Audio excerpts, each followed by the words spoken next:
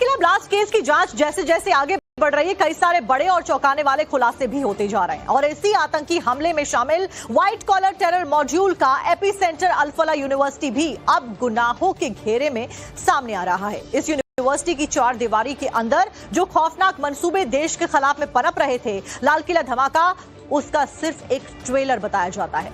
मकसद इससे भी कई ज्यादा बड़ा और खौफनाक था, लेकिन ईडी की टीम ने अल-फलाह यूनिवर्सिटी के गुनाहों के उन दफन पन्नों को अब खोलना शुरू कर दिया है, जिसके बाद में यह साफ है कि इस यूनिवर्सिटी के गुनाह इतने बड़े और संगीन हैं कि अब इस पर बुलडोजर चलना तय माना जा रहा है।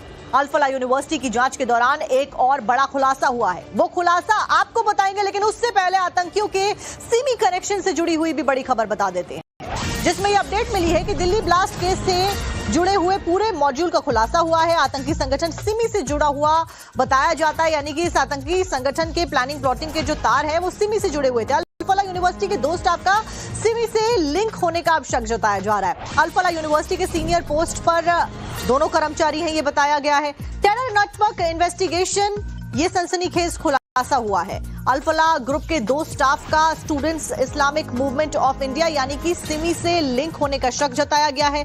शक इस बात का है कि इनका सिमी के साथ में जमाते इस्लामी के साथ में भी कनेक्शन है। बताया जा रहा है कि जिन अल-फलाह यूनिवर्सिटी के स्टाफ में दो लोगों पर जांच एजेंसियों का शक है, ये दोनों ही अल-फलाह यूनिवर्सिटी में सीनियर पोस्ट पर मौजूदा वक्त में काम कर रहे हैं और ये खुलासा एक बड़ा खुलासा बताया जा रहा है, क्योंकि students Islamic movement of India यानी कि सिमी के साथ में जो कोई भी जुड़ा हुआ है, अब और भी आगे लोग सामने आ सकते हैं। उनके खुलासे के लिए एजेंसी फिलहाल काम कर रही है।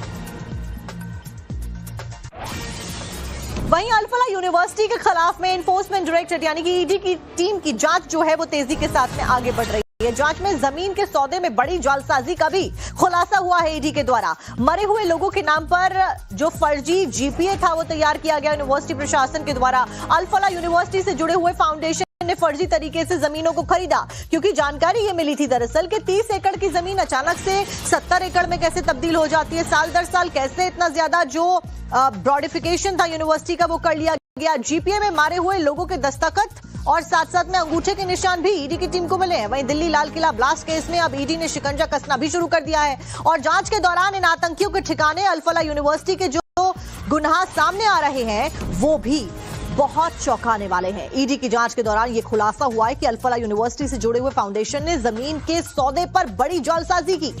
ईडी के मुताबिक मदनपुर खदर इलाके की खसरा नंबर 792 वाली जमीन का सौदा फर्जी दस्तावेजों के आधार पर ही किया गया था। इसके लिए मरे हुए लोगों के नाम पर फर्जी जीपीए तैयार किए गए, दस्तखत तैयार किए गए और आखिर में ये जमीन तरबिया एजुकेशन फाउंडेशन के नाम पे करा दी गई फर्जी तरीके से, जो कि अल-फलाह यूनिवर्सिटी के फाउंडर जवाद अहमद सिद्दीकी से जुड़ा हुआ है।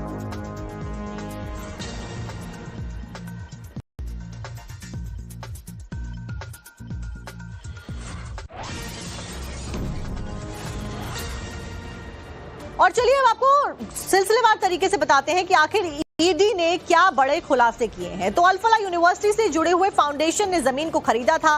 जमीन के सौदे में जालसाजी का खुलासा हुआ है, यानी कि धोखाधड़ी का खुलासा हुआ है। जमीन के सौदे के लिए जीपीए का इस्तेमाल किया गया, सौदे के लिए फर्जी तरह से जीपीए तैयार किया गया। मरे हुए लोगों के नाम पर पावर ऑफ अटॉर्नी रही। मरे हुए लोगों के दस्तखत और अंगूठे के निशान भी दस्तखत में दस्तावेजों में बरामद किए गए हैं। 1972 से 1998 के बीच में ही मृतकों के नामों पर जीपीए था। जीपीए पर तारीख 7 जनवरी 2004 की लिखी गई। जवाद अहमद सिद्दीकी जो कि फाउंडेशन का ट्रस्टी सिद्दीकी से जुड़ा हुआ ये पूरा फाउंडेशन है और उसी के ऊपर अब इस जालसाजी धोखाधड़ी के आरोप जो हैं वो लग रहे हैं, हमारे सूत्र बता रहे हैं। जांच के दौरान कई सारे जो खुलासे हैं वो होते हुए नजर आ रहे हैं। इस सबके बीच में जांच के दौरान जो दस्तावेज ईडी के हाथ में लगे हैं उनके मुताबिक ये जमीन साल 2004 में उन लोगों के नाम पर खरीदी गई थी जो कि 1972 से 1978 के बीच में, यानी कि 1998 के बीच में, माफ कीजिएगा, यानी कि 1972 से 1998 के बीच में मर चुके हैं। उनके नाम पर आखिरकार कैसे जमीन खरीदी गई? अब आप देखिए कि ईडी को सबूत मिले हैं, मृतकों के नामों पर लूटपाट को अंजाम दिया गया। अब आप देखिए वो नाम भी सामने आए हैं।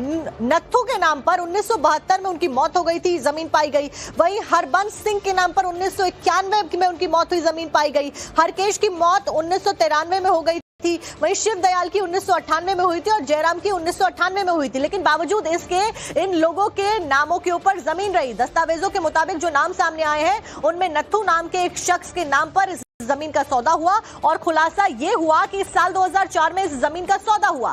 तब इस शख्स को मरे हुए करीबन 32 साल हो चुके थे। एक और शख्स जिसका नाम हरबंस सिंह है, फर्जी तरीके से जीपीए में सामने आया है नाम। अब खुलासा हुआ है कि इस शख्स की मौत साल 1991 में हो चुकी थी। फिर बड़ा सवाल यह है कि आखिरकार अल-फलाह यूनिवर्सिटी से जुड़ी हुई इस फाउंडेशन ने जीपीए के लिए मुर्दों को कैसे जिंदा कर दिया।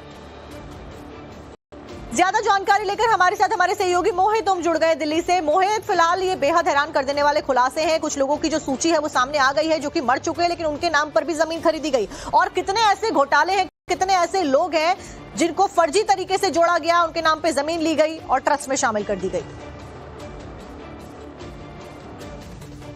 बिल्कुल, देखिए, तरबिया फाउंडेशन, एजुकेशन फाउंडेशन नाम का एक संगठन था, एक फाउंडेशन था जो जावेद अहमद सिद्दीकी से जुड़ा हुआ था, जो अल-फलाह के डायरेक्टर हैं। और जब ये पूरा ब्लास्ट का मामला सामने आया तब उस दौरान पता लगा कि मदनपुर खादर का इलाका है, वहाँ पे एक बहुत बड़ा प्लॉट है। इस प्लॉट पे अल-फलाह यूनिवर्सिटी की बसें जो है वो पार्क रहती थी। वहाँ पे एक बोर्ड लगा हुआ था जिसमें तरबिया एजुकेशन फाउंडेशन का नाम लिखा गया था। लेकिन ब्लास्ट के बाद से वो बसेस पार्क होना वह बंद हो गई और जो बोर्ड था उसको भी पेंट कर दिया गया, यानी कि वहां से नामो निशान मिटाने की कोशिश की गई। लेकिन जब ईडी की जांच अल-फलाह यूनिवर्सिटी पहुंचती है तो उससे जुड़ी हुई जितनी भी जमीन थी, उससे जुड़े हुए जितने फाउंडेशन थे, उनकी जांच की गई तो पता लगा कि तरबिया एजुकेशन फाउंडेशन के नाम पे एक जमीन है जो मरे हुए लोगों के नाम पे जमीन ली गई है। यानी 1972 से 1998 तक जो लोग मर चुके हैं उनके अंगूठे लगाए गए हैं।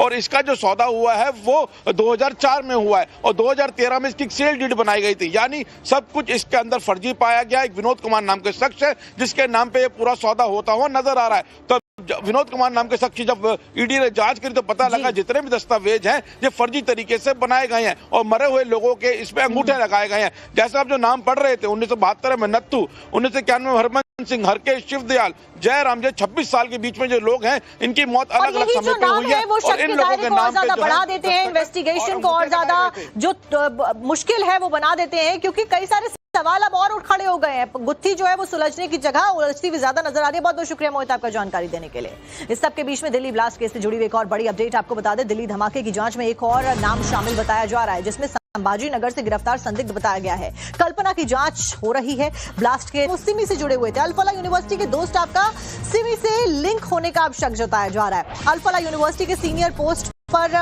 दोनों कर्मचारी हैं, ये बताया गया है। टेरर नेटवर्क इन्वेस्टिगेशन, ये सनसनीखेज खुलासा हुआ है। अल-फलाह ग्रुप के 2 स्टाफ का students Islamic movement of India यानी कि सिमी से लिंक होने का शक जताया गया है। शक इस बात का है कि इनका सिमी के साथ में जमाते इस्लामी के साथ में भी कनेक्शन है। बताया जा रहा है कि जिन अल-फलाह यूनिवर्सिटी के स्टाफ में 2 लोगों पर जांच एजेंसियों का शक है, ये दोनों ही अल-फलाह यूनिवर्सिटी में सीनियर पोस्ट पर मौजूदा वक्त में काम कर रहे हैं। और ये खुलासा एक बड़ा खुलासा बताया जा रहा है क्योंकि students Islamic movement of India यानी कि सिमी के साथ में जो कोई भी जुड़ा हुआ है, अब और भी आगे लोग सामने आ सकते हैं। उनके खुलासे के लिए एजेंसी फिलहाल काम कर रही है। वहीं अल-फलाह यूनिवर्सिटी के खिलाफ में एनफोर्समेंट डायरेक्टरेट यानी कि ईडी की टीम की जांच जो है वो तेजी के साथ में आगे बढ़ रही है। जांच में जमीन के सौदे में बड़ी जालसाजी का भी खुलासा हुआ है ईडी के द्वारा। मरे हुए लोगों के नाम पर जो फर्जी जीपीए था वो तैयार किया गया यूनिवर्सिटी प्रशासन के द्वारा। अल-फलाह यूनिवर्सिटी से जुड़े हुए फाउंडेशन ने फर्जी तरीके से जमीनों को खरीदा, क्योंकि जानकारी ये मिली थी दरअसल कि 30 एकड़ की जमीन अचानक से 70 एकड़ में कैसे तब्दील हो जाती है। साल दर साल कैसे इतना ज्यादा जो ब्रॉडिफिकेशन था यूनिवर्सिटी का वो कर लिया गया। For more of such videos, do like, share and subscribe to ET Now Swadesh.